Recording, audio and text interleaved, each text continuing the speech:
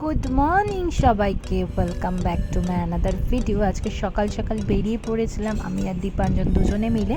আজকে আমার ছিল স্টুডেন্টদের এক্সাম ডেট, সেটা আমরা আমার স্টুডিওতে করিনি বিকজ আমাদের সেদিনকার স্টুডিওতে একটু প্রবলেম ছিল, আমার স্যালনে কিছু কাজ ছিল বলে সেদিনকার আর করতে পারিনি। তো আমরা সেদিনকার একটা স্টুডিও ভাড়া নিয়েছিলাম উত্তরপাড়াতে, আর সঙ্গে সেখানে স্টুডেন্টরা টাইম মতো পৌঁছে গিয়েছিল, আর আমার সঙ্গে আর একটা স্টুডেন্ট যাচ্ছিল। আর শুধু স্টুডেন্ট এক্সাম বলবো না, সেদিনকার আমিও একটা কাজ করেছি, সেটা হলো আমি যেহেতু অনেকক্ষণ টাইমটা ওখানে বসে থাকবো, তাই জন্য আমিও ওদের সাথে সাথে একটা শ্যুট করিয়েছিলাম। আর আমি যাওয়ার সঙ্গে সঙ্গে স্টুডেন্টরা ওখানে আগে থেকে পৌঁছে গিয়েছিল, ওরা অলরেডি হেয়ারের প্রিপারেশন স্টার্ট করে দিয়েছিল, আর আমি মেকআপটা ওদের একসাথে স্টার্ট করতে বলেছিলাম।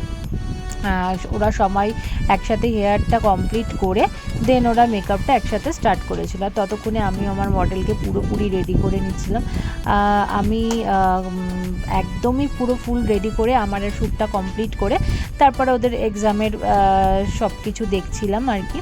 এটা ছিল আমার মডেল, আর এদিক দিয়ে আমার যে স্টুডেন্ট ছিল সে সামনে বসে এখানে ওর লুকটা ক্রিয়েট করছে, এদিকে নন বেঙ্গলি লুক ক্রিয়েট করেছে। ওরা অলমোস্ট সবার মোটামুটি রেডি, আর একজনের একটু বাকি ছিল, সে রেডি করছিল, আর এদিক দিয়ে আমার শ্যুটটা চলছিল। তো আমার খুব ফাস্টই আমি রেডি করে ফেলেছিলাম। তো এদিক দিয়ে ওরা শ্যুট করছিল, দেখতেই পাচ্ছ এটা ছিল আমার মডেল। অনেকদিন ধরে ভাবছিলাম শ্যুট করব, তো সেদিনকার একটা প্ল্যান করলাম যে চলো ওদের সাথে করেও নিই, যে একসাথে কাজটা করব। ওর থেকে শুনেছে যে এক্সাম হবে, তো তাদের তখন থেকে ওদের মনে একটা ভয় ছিল, ওই জন্য আমি ওদের সাথে একসাথে শ্যুট করিয়েছি, যাতে ওদের কোনো সময় মনে হবে না যে আমরা এক্সাম দিয়ে ফিল করতে দিইনি যে আমি ওদের টিচার, যে আমি ওদের এক্সাম নিচ্ছি, এরকম কোনো ব্যাপার ছিল না। তো আমি তারপরে যখন পুরো ফুল কমপ্লিট করলাম, এদিক দিয়ে সৌম্যজিৎ ফটো ভিডিও সব কিছু নিচ্ছে। আর আমরা দুপুরের লাঞ্চ করে নিয়েছিলাম, সবাই আমরা সেদিনকার ননভেজ খেয়েছিলাম, বিরিয়ানিটা সবাই সেটা পছন্দ করে।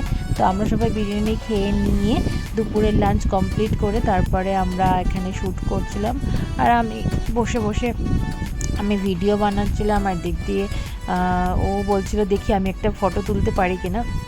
অবশ্যই ও ফটো খুব ভালো তোলে, নো ডাউট, সেটা তোমরা আমার প্রোফাইলেই দেখতে পারো। বেশিরভাগ ভিডিওস ফটো সব কিছু কিন্তু দীপাঞ্জনের হাতেই তোলা।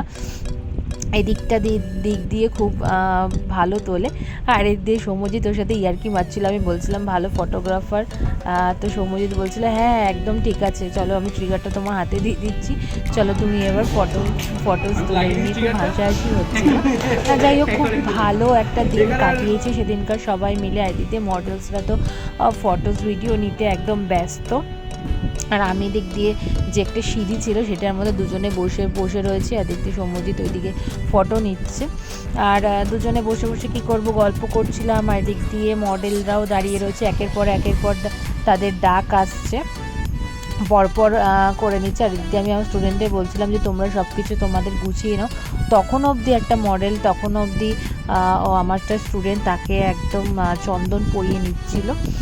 যাই হোক, আমার একটু শ্যুটটা করতে দেরিই হয়েছিল, আর এদিকে বলছে সব মডেলরা হাই তুলছে, কারণ আমার একটু টাইমটা বেশি লেগেছিলো, কারণ আমার ভিডিও ফটো অনেকগুলোই ছিল। তো আমারটা কমপ্লিট হওয়ার পর ওদেরগুলো কমপ্লিট করার পর আমরা সেখানে বসে অনেক গল্প করেছি, মজা করেছি। সত্যি কথা বলতে সেদিনকার দিনটা আমরা খুব ভালো কাটিয়েছি, সবাই মিলে খুব মজা করেছে। তো সবাই সেই দিনটা খুব মিস করে, এখন আমায় ফোন করে যে দিদি এরকম আর একদিন চলো সবাই মিলে আড্ডা মারি। তো চলো ব্লগটা এখানেই শেষ করি। সবাই ভালো থাকবেন, সুস্থ থাকবেন, আমাকে সাপোর্ট করবেন, আর প্লিজ ভিডিওটাতে লাইক করে দেবেন, আর চ্যানেলটা একটু ফলো করে দেবেন। Tata, bye bye.